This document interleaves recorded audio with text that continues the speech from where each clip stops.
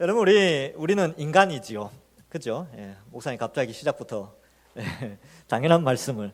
여러분 인간은 역사라는 것이 있습니다. 즉 인간이 시작되고 또 지금껏 살아온 가운데에 실제적으로 일어났던 역사라는 게 있지요. 근데 이 역사가 오래된 역사들에 대해서는 기록이 많지 않기 때문에 우리가 자세하게는 알 수 없지만, 하나님께서는 이 인간의 시작과 또 어떻게 끝날 것이고 어떠한 미래가 펼쳐질 것인가를 성경을 통해서 우리에게 말씀해 주고 있습니다. 결국 인간의 시작은 하나님과 분리되어서 생각할 수 없다는 것이죠. 그러면 하나님께서 우리를 왜 만드셨는가? 한 번쯤 이런 좀 고차원적인 생각을 해볼 필요가 있겠지요. 자, 그래서 여러분들 삶이 고단하고 힘들고 지치고 뭐 복잡한 일들, 세상 일들 많을 때마다 인간은 왜 생겨났는가? 나는 왜 이 땅에 왔는가? 뭐 이런 거 고민할 때가 간혹 있습니다. 근데 성경은 그것을 우리에게 명확하게 설명해 주고 있습니다.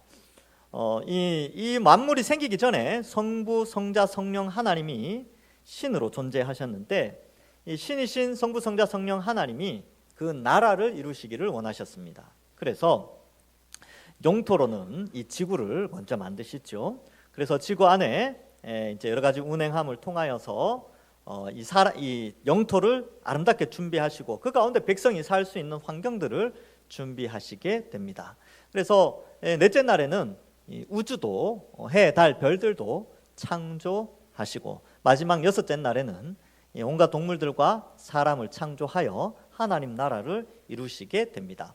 여러분, 나라라고 했을 때는 세 가지 구성 요소가 있습니다. 첫 번째는 주권, 두 번째는 영토, 세 번째는 백성이 있죠. 자, 그럼 주권은 누가 가지고 있었느냐? 하나님이 가지고 있습니다. 그래서 하나님이 왕으로서 주권을 가지고 있기 때문에 하나님 나라는 Kingdom of God, 킹덤이라는 용어를 씁니다. 왕국이라는 용어를 쓴다는 것이죠. 그래서 하나님 나라의 주권자는 하나님이십니다.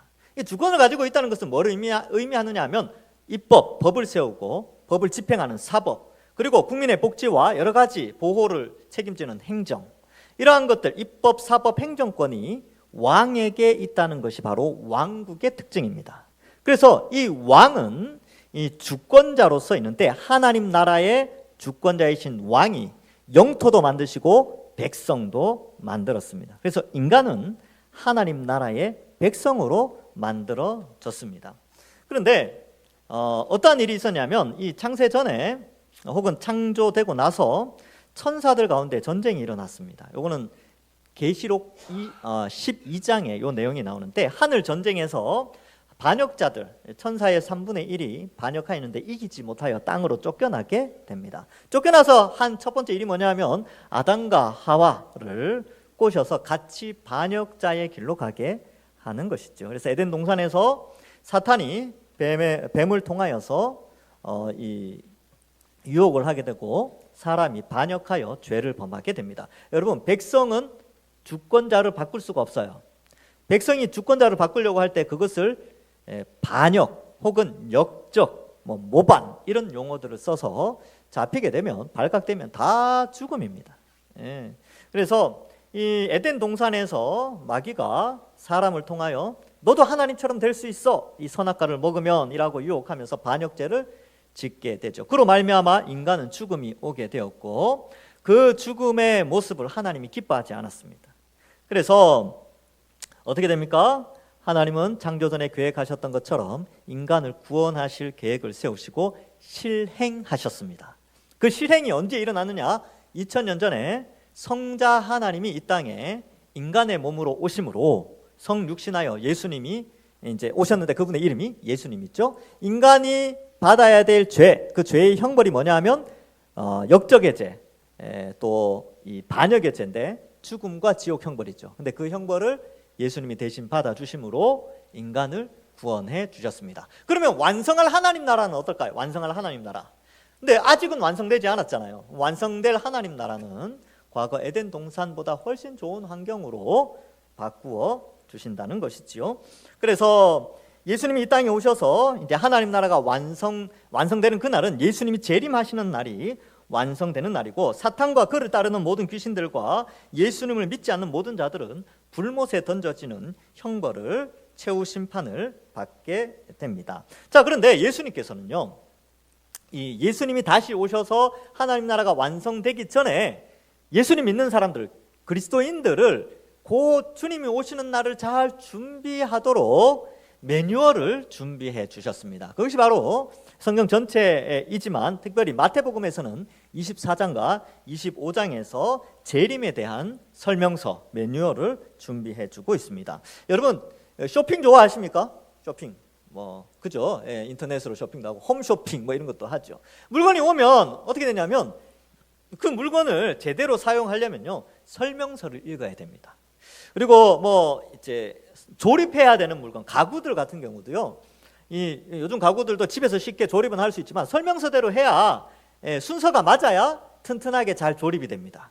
마찬가지로 이 설명서라는 것은, 이 매뉴얼이라는 것은 어떠한 것을 바르고 또 올바르게 사용할 수 있도록 해주는 수단이죠. 마찬가지로 예수님께서 피로 사서 십자가의 보혈의 피로 말미암아 그 엄청난 희생으로 하나님의 백성들, 예수님의 몸된 교회를 불러주셨는데 그 백성들을 지키고 보호하시기 위한 규정, 매뉴얼을 말씀해 주신 것이죠. 예수님 오실 때까지 이렇게 준비하면 된다라는 것인데, 오늘 내용도 바로 그 재림을 준비하기 위한 매뉴얼에 대한 한 부분을 나타내고 있습니다. 자, 그래서 우리는 이 매뉴얼을 잘 살펴야 돼요.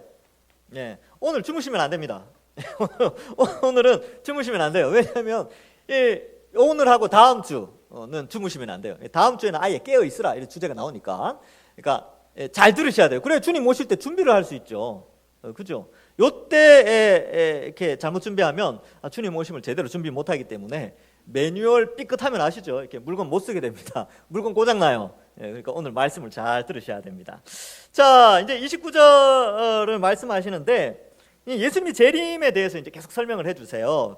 29절에 보면 그날 환난 후에 이렇게 돼 있죠. 그럼 이 환난이 뭐냐라고 했을 때 15절부터 22절까지의 성전 붕괴를 의미하느냐, 아니면 23절 3절 이하의 거짓 그리스도와 거짓 선지자가 등장하여서 여러 가지로 사람들을 괴롭히는 그러한 것을 설명하느냐, 실제로 거짓 그리스도와 거짓 선지자가 우리를 무엇을 괴롭힐까 이렇게 생각할 수 있지만 요한계시록에 보면 이 대상들을 두 짐승으로 표현하죠. 이들이 등장해서 그리스도인들을 굉장히 박해하는 내용들이 상징적으로 표현되어져 있습니다. 그래서 우리가 이 교회가 탄생하고 예수님 재림할 때까지 교회는 다수의 세상 가운데서 많은 어려움을 당하게 됩니다. 그래서 그날 환난 후라고 할 때 이 환난이라는 것은 예수님의 재림 때까지 그리스도인들이, 성도들이 당할 수 있는 여러 가지 어려움들이에요. 때로는 죽음일 수도 있고요. 오늘날 21세기를 살아가는 여러분들이나 저는 어떤 환난이 있습니까? 복음을 전할 때 올 수 있는 환난, 또 신앙을 지킴으로 말미암아 당할 수 있는 여러 가지 조롱. 오늘날 세계에서는 이 예수님 믿는 것 때문에 많이 조롱을 합니다. 그리고 무시하고 놀리기도 하지요. 저도 놀림을 좀 많이 받았습니다. 학창 시절이나 군대에 있을 때도 저를 부를 때는 항상 예수쟁이라고 그랬어요. 예수쟁이. 근데 그때는 그게 왜 그렇게 싫은지, 그게 싫었어요. 그러니까 뭔가 이제 무리에 속하지 않은 어떤 따돌림 받는 대상으로 예수쟁이인데 나중에는 그게 좋더라고요. 나중에는 예수 믿는 사람이니까 예수쟁이, 이게 좋은 말이구나. 쟁이라는 게 전문가 이런 뜻이거든요. 그래서 우리는 이제 세상으로, 저는 그렇게 생각하지만 세상은 늘 우리를 조롱해요. 무시하기도 하고 예수 믿는 사람들 별로 안 좋아하는 그런 성향이 굉장히 강합니다. 더더 그렇죠. 자, 그러한 가운데 이런 환난들, 또 이제 복음 전하면 어떻습니까? 어렵잖아요. 나가서 이 추운데 복음 전한다든지 내 주변 사람들과의 관계가 끊어질 수도 있음에도 불구하고 복음을 전해야 되는 그런 어려움들도 있지만 그 후에 즉시, 곧바로 이런 뜻이죠.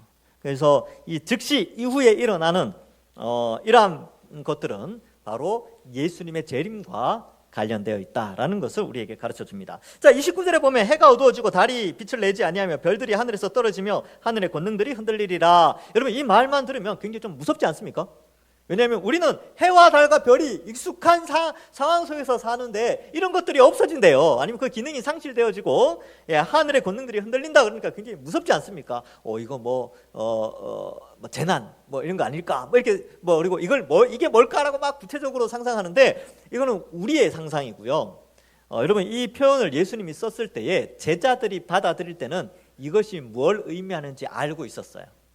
왜냐하면 신약 성경이나 아니면 선지자들이 어떤 이렇게 상징을 이야기할 때, 어떤 아주 추상적인 뭔가 상징을 이야기할 때는 그것이 의미하는 예전에 그것을 어떻게 이해하라고 예전에 뭔가 말씀하신 부분이 있어요.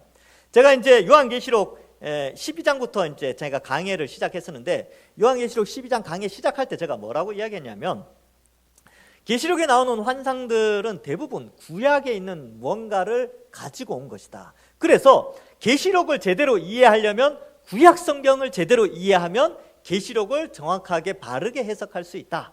이단들이 왜 이단이냐? 이단들이 무식해서 그래요. 이단들은 구약 성경, 신약, 이게 성경의 조화를 잘 모르고, 대부분 이단의 교주들은 전통적인 신학 교육, 2000년 기독교 역사 속에 믿음의 선배들이 가지고 온 그 신앙의 교육들 제대로 받지 않고 자기 마음대로 해석을 했기 때문에. 그런데 요한계시록 같은 경우는 구약을 바탕으로 이해할 때 바르게 해석할 수가 있습니다. 역시 마찬가지로 여러분, 오늘 이 예수님께서 알려주신 해와 달과 별들의 이제 빛을 잃는 이것은 구약의 무언가를 나타내고 있는 거예요. 그래서 이 사도들은, 이제 제자들은 이 말씀을 듣고, 빛이 실제로 해가 어두워지고 달이 실제로 뭔가 일어나고 그 별이 막 땅에 떨어지고 이렇게 생각하지 않았어요. 어떻게 생각했느냐? 그것을 이제 우리도 한번 알아봅시다. 이사야 13장 10절에 이런 내용이 나옵니다. 하늘의 별들과 별 무리가 그 빛을 내지 아니하며 해가 돋아도 어두우며 달이 그 빛을 비추지 아니할 것이로다. 비슷하지요? 거의 예수님이 하신 말씀과 거의 동일한데, 이사야 13장은 바벨론의 멸망에 대해서 이렇게 기록하고 있습니다. 그러니까 바벨론이라는 거대한 제국이 나중에 이제 페르시아의 고레스에 의해서 멸망하게 되는데, 그 바벨론의 멸망을 이렇게 묘사한다는 거예요, 이사야가. 그렇죠? 그래서 바벨론이 멸망하고 나서 해와 달과 별은 어땠습니까? 그대로 있었어요. 그대로 하늘에 있었다니까요. 그런데 한 나라의 멸망을 이렇게 표현하고 있습니다. 에스겔 32장 7절에도 이렇게 기록되어 있습니다. 내가 너를 불 끄듯 할 때에 하늘을 가리어 별을 어둡게 하며 해를 구름에 가리며 달이 빛을 내지 못하게 할 것이며. 똑같은, 거의 비슷한 내용이죠. 근데 에스겔 32장은 무슨 내용이냐면, 애굽 왕 바로가 멸망받을 것이다 라는 것에 대한 예언 가운데 이 내용이 나와요. 그러니까 구약의 선지자들이 해, 달, 별이 빛을 잃는다는 것은 나라가 망하거나 왕조가 바뀌거나 이런 것이에요. 그래서 이 나라가 망한다라고 했을 때에는 실제적으로 영토는 그대로 있죠. 왕권이 바뀌는 거죠. 그렇죠? 우리나라도 고려, 조선 넘어갈 때 어땠습니까? 영토하고 백성은 그대로 있었잖아요. 왕만 바뀌었죠. 그러니까 나라가 바뀐 거예요. 마찬가지로 바벨론, 애굽, 땅은 그대로 있고 백성은 그대로 있는데 왕조가 바뀌는 거죠. 왕조가. 그래서 이렇게 왕조가 바뀌고 나라가 멸망하는, 한 나라가 멸망하게 되는 것을 해, 달, 별이 빛을 잃는 것으로 묘사한다는 거예요. 그렇다면 여러분 생각해 보세요. 예수님께서 환난 후에 즉시 해, 달, 별이 어두워진다. 이 표현은 뭐예요? 이 세상에 흐르고 있는 이런 모든 왕조들, 이 모든 나라들, 또 이 세상에 흘러가는 그러한 것들이 순식간에 즉시 사라진다는 거예요.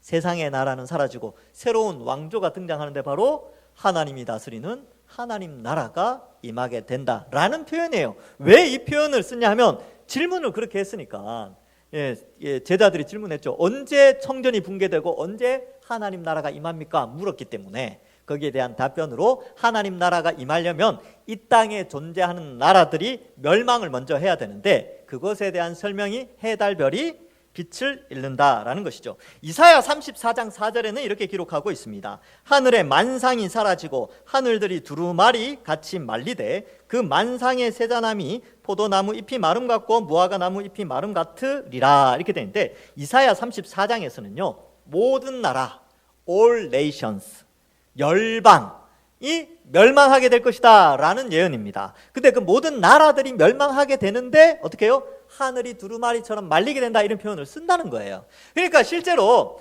어떤 누가 여기 봐라, 주님 오시기 전에 해가 빛을 잃고 달이 빛을 잃고 별이 떨어진다. 여러분, 그렇게 되면 인류 자체는 멸망합니다. 인류 자체가 사라져요. 해가 빛을 잃어버리면요 지구는 순식간에 열을 받지 못해서 순식간에 지구 전체가 얼어버리고 인간은 다 멸절됩니다. 하나님이 그걸 왜 바라시겠습니까? 인간을 사랑하시는데. 그리고 하나님이 이 지구와 온 우주를 만들어 놓으신 것을 보시고 심히 좋았더라라고 하는데 그걸 왜 그렇게 하겠습니까? 그러니까 이 의미는 뭐냐 하면 실제적으로 천체가 변화되는 것이 아니고 나라가 멸망할 때에 이 표현을 구약시대 때부터 써왔다는 것입니다. 그러면 예수님이 재림한다는 것은 이 땅에 존재하는 모든 나라들, 지금 한 200여 개국 나라가 있지요. 그 모든 체계가 완전히 사라지는 겁니다. 완전히 없어지는 거예요. 그리고 그 각 나라들이 가지고 있던 제도, 경제, 문화, 철학, 사상들, 이러한 것들이 다 순식간에 사라져 없어지는 거예요. 그러니까 여러분들이 지금 활동하고 있는 경제 활동이나 문화적인 활동, 언어적인 활동, 이 대한민국이라는 바운더리, 이런 모든 것들이 다 사라지는, 모든 나라가 순식간에 사라지는 날이 온다. 왜? 그렇게 사라져야 하나님 나라가 이 땅에 임하니까 새 하늘과 새 땅으로 갱신되어지는 것입니다. 자, 그래서 베드로 사도도 베드로후서 3장 10절에 그러나 주의 날이 도둑같이 오리니 그날에는 하늘이 큰 소리로 떠나가고 물질이 뜨거운 불에 풀어지고 땅과 그 중에 있는 모든 일들이 드러나리로다 라고 표현을 하고요. 베드로후서 3장 12절에는 하나님의 날이 임하기를 바라보고 간절히 사모하라. 여기도 그렇게 돼 있죠. 주님이 오시면 간절히 사모하라는 것이죠. 그날에 하늘이 불에 타서 풀어지고 물질이 뜨거운 물에 녹아지려니와. 그러니까 완전히 우리가 현재 살고 있는 이 지구상의 모든 체계가 사라지는 거예요. 그럼 어떻게 재편되어지는가? 지구가 없어지거나 해, 달, 별이 없어지는 것이 아니고 갱신되어집니다. 완전히 새롭게 갱신되어지지요. 계시록 21장 5절에 이렇게 기록합니다. 보좌에 앉으시니가 이르시되 하나님이 말씀하시죠. 보라 내가 만물을 새롭게 하노라 하시고 또 이르되 이 말은 신실하고 참되니 기록하라 하시고, 이 새롭게 한다는 것이 새 하늘과 새 땅으로 변화시켜 주신다는 것입니다. 근데 이 새롭다는 것이 헬라어로 보면 카이노스라는 단어를 쓰는데 헬라어에서 새롭다라는 단어를 두 가지로 써요. 첫 번째는 네오라는 단어를 씁니다. 네오. 우리 교회 홈페이지 주소 어떻게 됩니까? neodongsan.org죠. 예, or.kr입니까? 하여튼 그렇습니다. 이 네오라는 게 헬라어인데 없는 것에서 완전히 새로운 것을 만들어내는 것이 네오예요. 그러면 카이노스라는 것도 새롭다는 건데 이것은 리뉴입니다. 갱신. 원래 있는 것이 녹이 썰고 부패하였는데 그것을 완전히 새롭게 깨끗하게 만든다, 이런 뜻이 있습니다. 여러분, 이 지구는 어떻습니까? 죄로 말미암아 타락하고 부패하고 녹슬고 쇠퇴하였죠. 그러나 하나님께서 이 지구를 새하늘과 새 땅으로 완전히 새롭게 갱신한다는 것이죠. 지금 죄로 물든 이 세상의 나라들, 민족들 다 정리하시고 하나님 나라로 만드신다라는 것을 말씀해 주고 있습니다. 그래서 요한계시록 22장 1절과 2절에 보면 또 그가 수정같이 맑은 생명수의 강을 내게 보이니 하나님과 및 어린 양의 보좌로부터 나와서 길 가운데로 흐르더라. 강 좌우에 생명나무가 있어 12가지 열매를 맺되 달마다 그 열매를 맺고 그 나무 잎사귀들은 만국을 치료하기 위하여 있더라. 이렇게 기록하고 있습니다. 새 에덴이죠. 그래서 만물을 새롭게 하여 이렇게 생명수와 생명나무 열매를 우리가 먹을 수 있도록, 그리하여 영생과 복락을 누리도록 해 주신다는 것입니다. 자, 그래서 그날을 말씀하실 때 30절에 보면 그때 인자의 징조가 하늘에서 보이겠고 그때에 땅의 모든 족속들이 통곡하며 그들이 인자가 구름을 타고 능력과 큰 영광으로 오는 것을 보리라. 그래서 예수님 다시 오실 때는 병원에서 오시지 않습니다. 병원에 다시 태어난다든지. 초림 때는 마국간에서 태어나셨죠. 그리고 뭐 집에서나 이렇게 하는 게 아니라 영광 가운데, 큰 능력과 영광 가운데 이 땅에 구름 타시고 오십니다. 승천하실 때 구름 가운데로 올라가셨죠. 역시 오실 때도 구름 가운데에서 오신다. 인간의 어떤 3차원적 지식으로는 이해할 수 없지만 창조주 하나님은 이것을 실행을 하시는 것이죠. 자, 그렇게 되는데 보니까 30절에 많은 사람이 모든 족속이 통곡한다라고 돼 있어. 왜 통곡을 하는가? 계시록 1장 7절에도 이 내용이 나오는데 볼지어다 그가 구름을 타고 오시리라. 각 사람의 눈이 그를 보겠고 그를 찌른 자들도 볼 것이요 땅에 있는 모든 족속이 그로 말미암아 애곡하리니 그러하리라. 아멘. 이렇게 기록하고 있습니다. 그래서 이 애곡하는 것은 사실 이 내용은 스가랴에 있는 내용도 이제 좀 인용을 한 것인데, 이 애곡함, 주님이 다시 오심으로 말미암아 예수님 믿지 않는 자들이 아니 이런 기독교인들이 말한 것이 진짜였구나 라고 하면서 애곡한다는 거예요. 그때는 회개가 없어요. 그때는 심판만 있습니다. 예수님 믿지 않는 자들에게는. 그러면 이 예수님 믿지 않는 자들에게는 심판이 있다면 예수님 믿는 자들에게는 어떤 일이 일어나는가? 그 내용이 31절에 나와요. 31절에 볼까요? 그가 큰 나팔 소리와 함께 천사들을 보내리니 그들이 그의 택하신 자들을 하늘 이 끝에서 저 끝까지 사방에서 모으리라. 하나님의 나팔 소리가 울리면 천사들을 보내어서 우리의 이름을 불러 모으신다는 거예요. 그래서 이것을 이제 주의 재림의 날에 일어날 일들을 말씀하죠.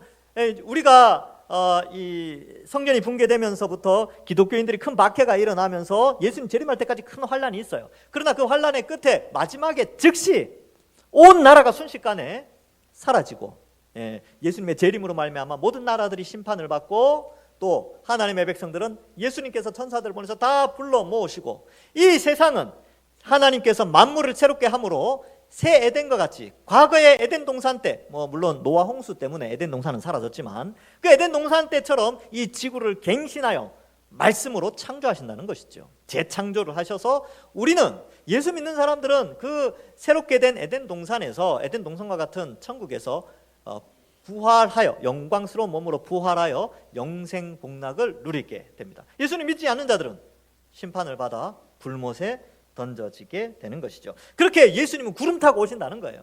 구름 타고. 그러니까 여러분들 그 어디에서 내가 그리스도다, 내가 예수다 이렇게 주장하는 사람들 다 가짜입니다. 제가 이제 지난주까지는 40명으로 말씀드렸잖아요. 지난 주 중에 제가 이제 최근에 어떤 교수님 그 강의를 잠깐 영상으로 이렇게 그 영상 강의를 들었는데 70명까지 늘었대요. 70명. 근데 그 옛날에 40명 중에 많이 죽었거든요. 근데 더 늘었어요. 예. 전 세계적으로는 수백 명이 있겠죠.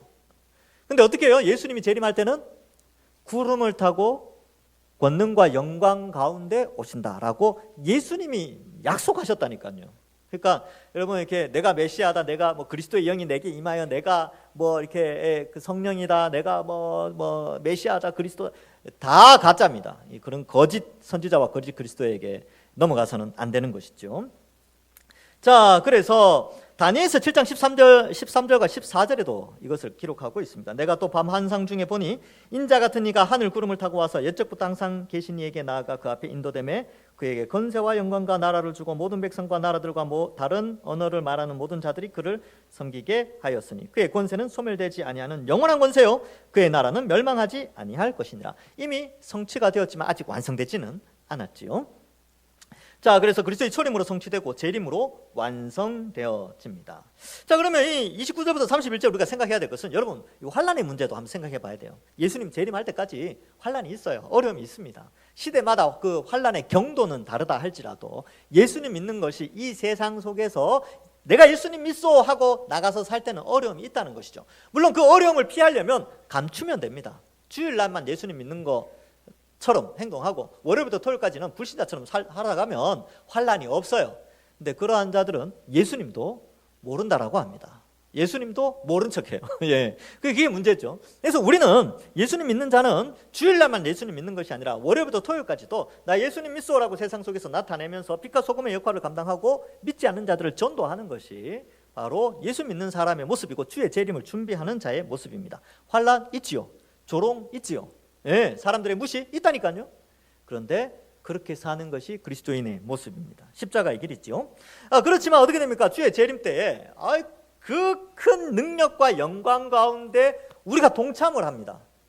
하늘의 별과 달과 하늘의 해와 달과 별이 빛을 잃어 나라가 멸망하는 가운데 우리가 속하는 것이 아니라 그 멸망 가운데 우리를 구출하셔서 영광스러운 하나님 나라의 백성으로 우리를 삼아 주시기에 지금에 당하는 이 어려움과 환란, 예수 믿는 것 때문에 있는 어려운 것들은 큰 문제가 되지 않습니다. 그래서 현재의 고난은 장차 우리가 받을 영광과는 비교할 수가 없어요.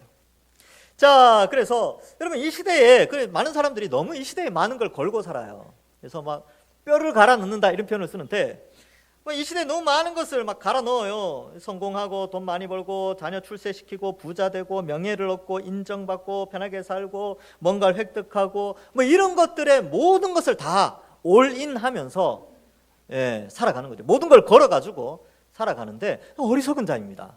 여러분 우리는 하나님 중심으로 하나님을 우선순위에 가지고 하나님의 영광을 바라보면서 경제활동도 하고 사회활동도 하고 가정도 이끌어가고 또 세상 가운데서 살아가는 것이죠. 근데 오늘날 너무나 많은 사람들이 예수님 믿는다고 하면서 자신의 이렇게 이러한 것들을 얻기 위해 거기에 모든 것을 갈아바쳐요.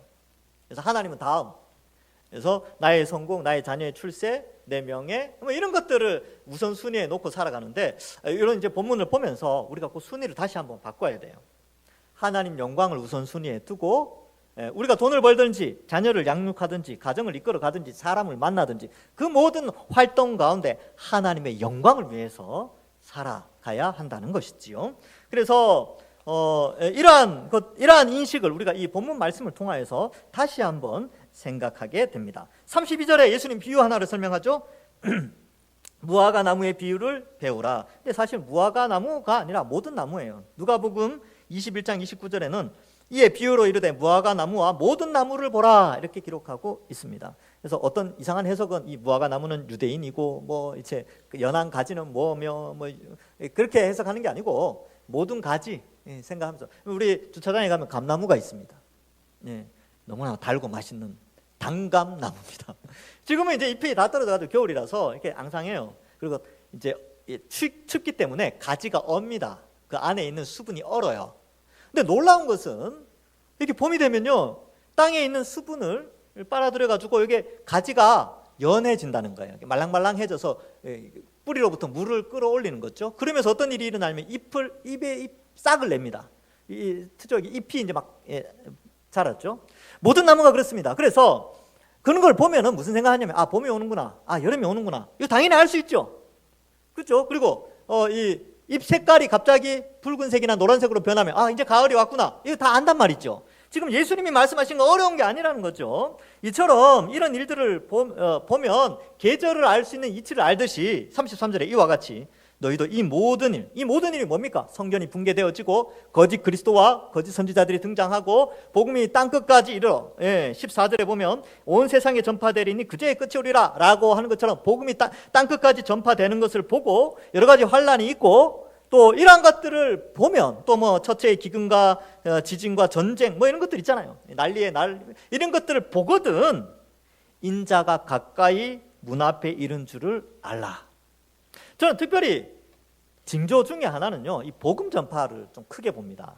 전쟁은 항상 있어 왔으니까 기근과 지진도 늘 있어 왔어요.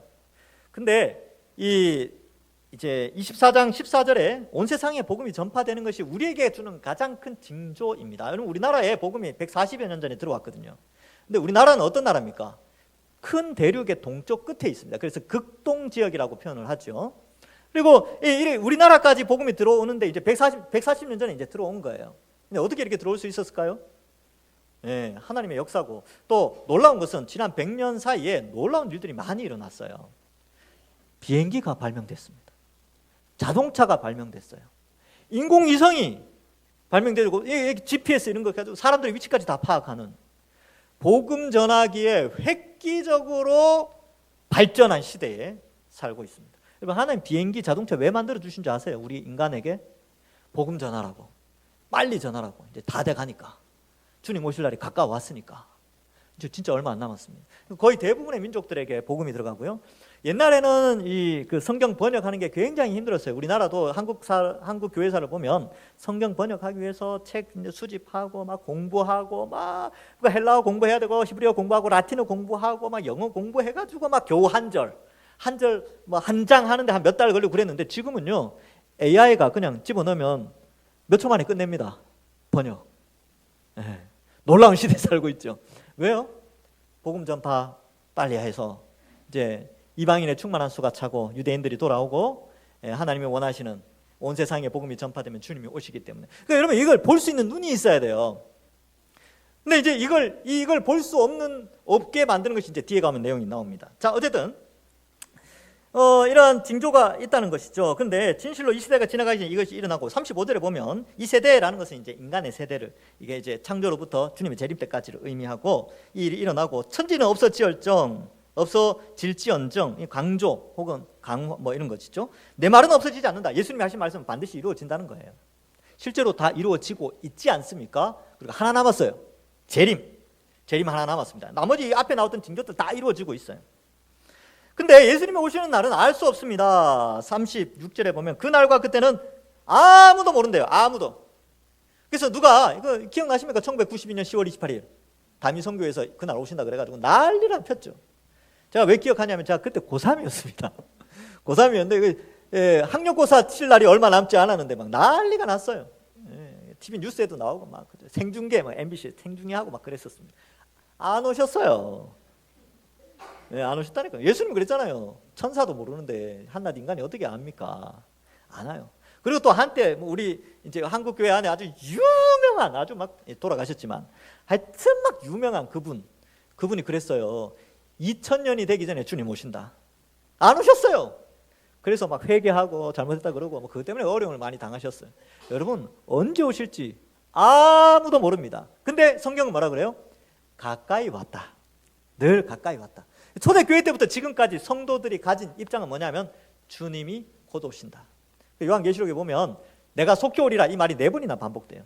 그러니까 성도들에게 요구하는 바가 뭐냐면 주님이 속히 오신다는 마음가짐으로 100년의 짧은 인생 긴장감으로 신앙을 지키며 살아가라는 것입니다. 그래서 어쩌면 지금은 더 가까워졌죠. 여러분 어제 토요일이었죠. 오늘 주일입니다. 하루 더 가까워졌어요. 주님 오실 날. 맞죠? 하루 더 가까워졌어요. 내일 되면 물론 오늘 주님 오시면 어쩔 수 없지만 내일 되면 하루 또 가까워지는 것이죠. 근데 언제 올지 몰라요. 그러니까 우리는 긴장하는 마음으로 주님 오심을 소망해야 합니다. 요한계시록 3장 11절에 내가 속히 오리니 네가 가진 것을 굳게 잡아 아무도 네 면류관을 빼앗지 못하게 하라. 속히 온다고 돼 있죠. 계시록 20장 12절에 보라 내가 속히 오리니 내가 줄 상이 내게 있어 각 사람에게 그 행한 대로 갚아주리라. 속히 온다는 거죠. 2번 더 있는데 제가 생략했어요. 길어가지고. 이처럼 우리는 주님 오심을 준비해야 됩니다. 시한부 종말론 조심하셔야 됩니다. 이단들이 거의 다 시한부 종말론을 이야기합니다. 그래서 뭐 자기 교세가 14만 4천이 되면 세상이 끝이 온다. 아유 벌써 한 20만 됐어요. 그러니까 안 와. 그러니까 또 바꾸죠. 20만 중에 뭐 아직 뭐 차지 않았고 계속 말을 바꿉니다. 이단들은 원래 그래요. 현혹되면 안 됩니다. 현혹되면 안 돼요. 자 이제 38절 이하를 봅시다. 37절에 노아 때와 같이 인자의 임함도 그러하다. 그러면 예수님 오시는 게 언제 오십니까? 아무도 모르지만 반드시 오신다는 거예요.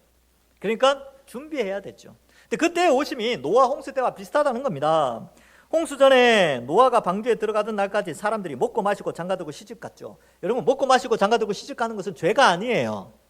그냥 일상생활이죠. 이 표현은 뭐냐면 늘 일상에 치중해서 살아갔다는 겁니다. 하나님의 존재, 하나님의 심판, 하나님의 구원 이런 것은 전혀 관심이 없고 자기 먹고 사는 일에 일상에만 관심을 가지고 살아가는 것이죠. 100년의 짧은 인생에 모든 것을 걸고 모든 것을 갈아놓고 모든 인생을 허비하는 삶을 그렇게 살아온 사람들이 노아 홍수 전에 바로 노아가 방주를 만들고 있을 때의 사람들의 모습이었다는 것이죠.